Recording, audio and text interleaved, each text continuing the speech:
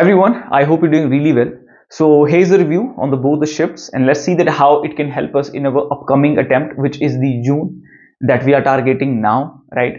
So in both the shift, your UGC NET English Literature paper 2 was easy if you compare to the last 2 to 3 years question papers, right? Majority of the questions were from British literature, right? बाकी 25 to 30% question आपके culture studies और literary theory से थे. बाकी का जो 20% का जो आपका पोर्शन है उसमें आप थोड़ा सा कल्चर स्टडी सॉरी ये लिटरेरी क्रिटिसिज्म ले लो. इंग्लिश इन इंडिया से एक आधा क्वेश्चन बन रहा था, ठीक है.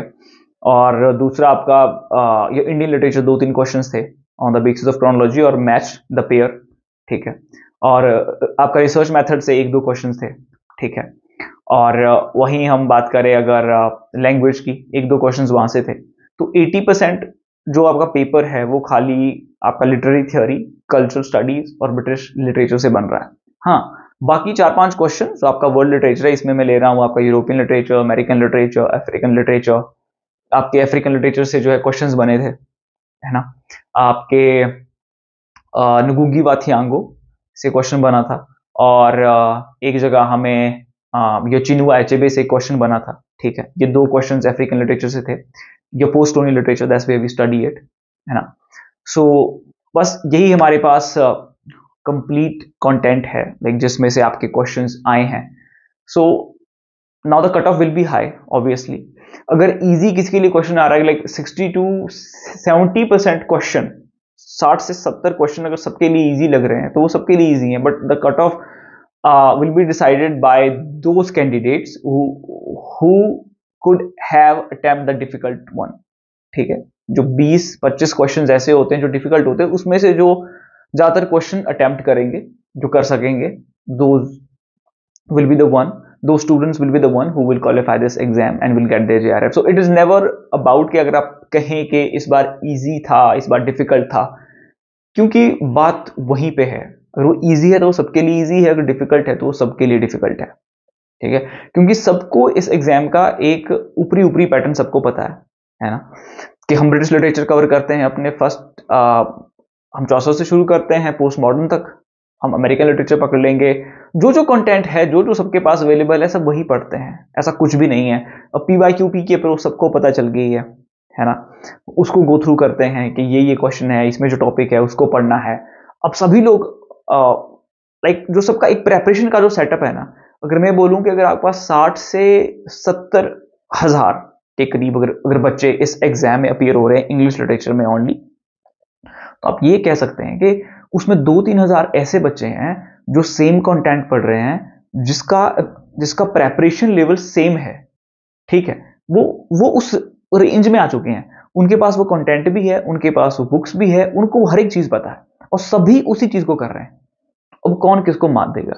या तो पेपर 1 में, ठीक है, या कहीं आपसे भूल चूक में एक आधा क्वेश्चन ऊपर नीचे हो गया, ठीक है, वहां पे जो दूसरा कैंडिडेट है वो आगे चला जाएगा, ठीक है. यही है, इतना ही है ना. तो प्रेपरेशन का तो ये है. अगर 2-3 हजार बच्चों की प्रेपरेशन का लेवल सेम है तो आप उस पे ये है कि आप यही कर सकते हैं कि एट द एंड रिजल्ट जो आपको चाहिए, you have to be successful every single day. Consistency is the only key then के यू नो आप यहीं पे दूसरे एक अपने कॉम्पिटिटर को पीछे छोड़ सकते हैं. Otherwise there is no other way, ठीक है. या तो कहीं रिवीजन में कमी रह जाए दूसरे आदमी की, है ना. क्योंकि जब कंपटीशन आप पे नहीं करता डिपेंड, कंपटीशन दूसरे लोगों पे भी डिपेंड करता है. अगर आपने इस साल प्रेपरेशन शुरू की है, कोई दूसरा आदमी है जो पिछले 2-3-4 सालों से प्रेपरेशन किए जा रहा है, उसका कहीं ना कहीं किसी ना किसी वजह से रहता था, so obviously he will be the one who will beat you, है ना. सो कंपटीशन तो ऐसे ही चलेगा, है ना. बाकी अपनी अपनी क्रिएटिविटी है, ठीक है. बाकी अपना अपना माइंडसेट है. एक जनरल सी एक कन्वर्जेशन होती है बाहर सोसाइटी में लोगों की कि आपको ऐसे सोचना चाहिए, ऐसे रहना चाहिए, पर आपने अपने लिए कुछ बना के रखा, एक खास तरह का कुछ स्पेस अपने माइंड में, और आपका अलग ही प्रेपरेशन चला रहता है, तो वो आपका अपना है, ठीक है.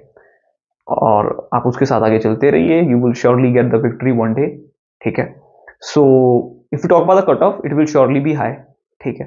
बोल सकते हैं कि 60% या 58%, ठीक है, इतना जाएगा.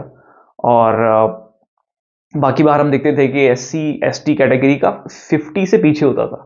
इस बार हम शायद हमें इससे ऊपर मिले, तो कट ऑफ का तो ये है। तो आपको किस तरह से ये अब जो पैटर्न है इस बार का अगले अटेम्प्ट में हेल्प करेगा? किसी भी तरह से नहीं अगर मैं एक बात बोलूं, क्योंकि पैटर्न हर बार चेंज होता है। पिछली बार डिफिकल्ट था, इस बार इजी डाल दिया, अगली बार कुछ और कर देंगे, है ना। तो आपके हाथ में वही है कि जो सिलेबस है, प्रीवियस ईयर्स क्वेश्चन पेपर्स है, आप हर एक टॉपिक को कवर कीजिए। Okay, you do that, this is what you all have in your hand.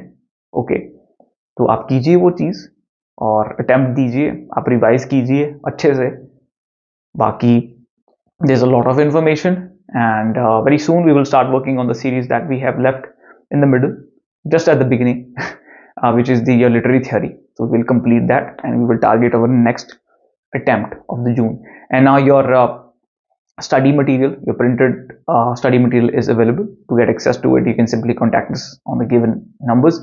Very soon we'll be back with another relevant video. I didn't use my marker and board.